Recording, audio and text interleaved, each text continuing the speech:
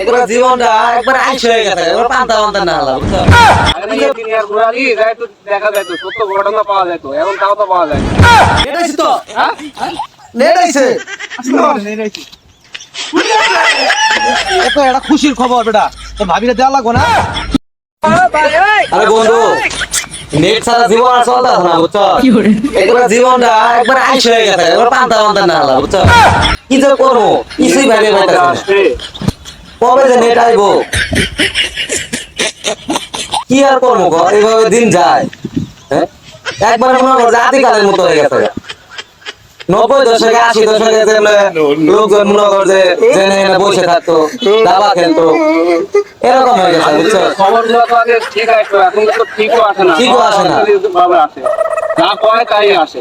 আগে না ইঞ্জিনিয়ার ঘোরালি তো দেখা যায় তো সত্য ঘটনা পাওয়া যায় তো, এখন তাও তো পাওয়া যায় না। দেশে কি হইতেছে না হইতেছে কোনো খবরই পাইতেছি না, বুঝছো? কি আর করবো বন্ধু? কিরে বন্ধু, এবারা নেট আইছে তো? হ্যাঁ? নেট আইছে বন্ধু। আরে বন্ধু, নেট আইছে, নেট আইছে। বন্ধু ওরা থাক, আমি একটু আইতাছি। কই যাস? বন্ধু কই যাস? আরে বন্ধু, এত একটা খুশির খবর বেটা, তো ভাবিরে দেওয়া লাগবো না।